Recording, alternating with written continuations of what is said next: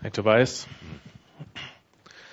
Several years ago, my first question here actually was about my vision for a different kind of church. Mm-hmm.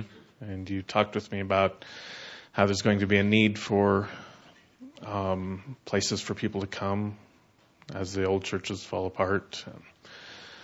Also talked about how some of my ideas that I was working with were still old, and over the last few years I've been learning about those.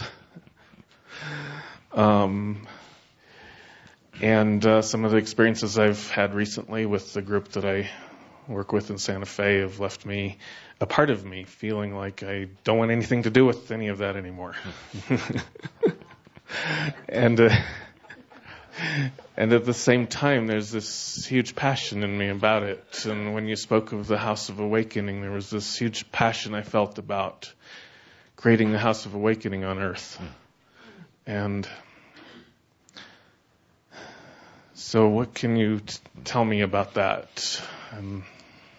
I can tell you that, first of all, in the journey that I've participated with you in the last few years, it was amazing. Sometimes it was like being a passenger in a crashing car, which was exhilarating, for me.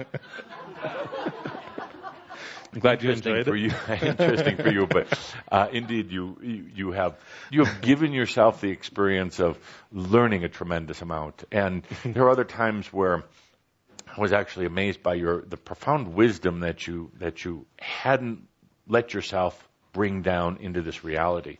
And now you're starting to open those conduits and bring that in. And along with that, as so many Chamber have learned, and as you have articulated here, sometimes there is this large disappointment with people. And sometimes the very ones that you are trying to work with are the very ones who turn on you.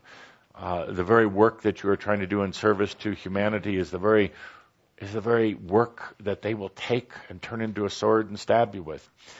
So goes it. And so you've chosen that journey. That being said, the ones you are working with right now, for the most part, not all, but for the most part, are not the ones you're going to be working with going forward. I get that. Yeah. The ones that so many of all Shamba are going to be working with are not the ones right now who have been studying metaphysics for 20 years. They're not the ones who have been in the churches. These are what we call the newly awakening, that don't have the energetic connections with some of the old religions.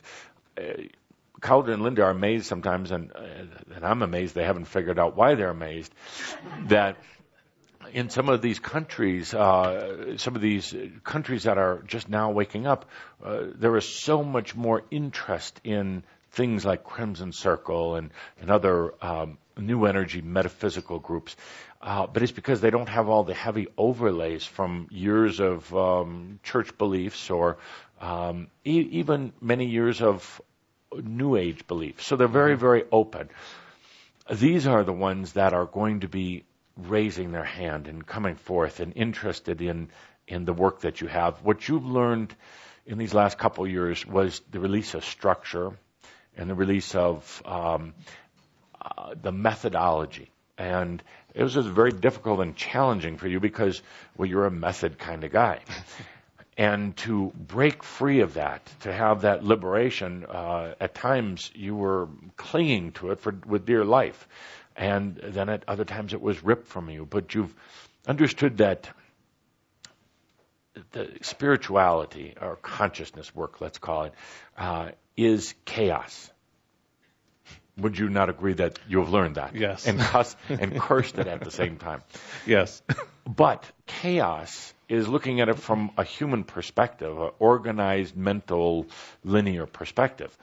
You have been forced to go around the other side of the coin and learn that chaos is not what it appears to be at all.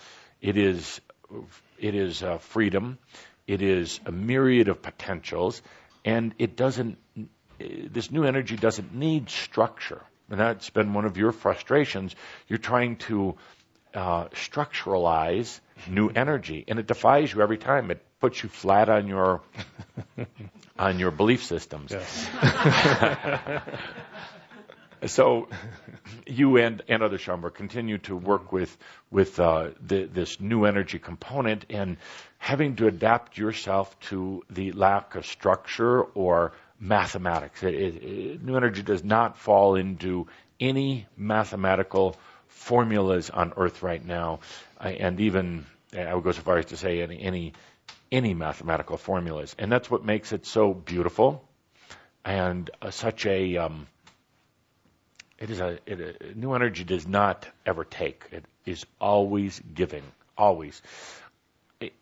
And you're used to energy taking. You're still working with that dynamic that somewhere, whether it shows up through people or shows up through a computer software or shows up through a pattern, system, or structure, energy then takes, and old energy in particular, it takes something out of you. It may give to an extent, but ultimately it takes. So you're all discovering new energy is chaos, and it always gives, and it defies structure, patterns, logic, or a sense of ownership on it. You are learning, albeit sometimes the hard way, that you can become a master of this new energy when you reduce yourself to simplicity, absolute simplicity. And that is difficult to do. So, I would have to say I'm impressed by your progress. And again, hard times you've had, but the hard times also have catapulted you into looking at things in a whole new way. Yes. And even into things like getting fed up with the work you were doing before, and getting fed up with anything and anyone that was trying to overly define things. Thank you. Thank you.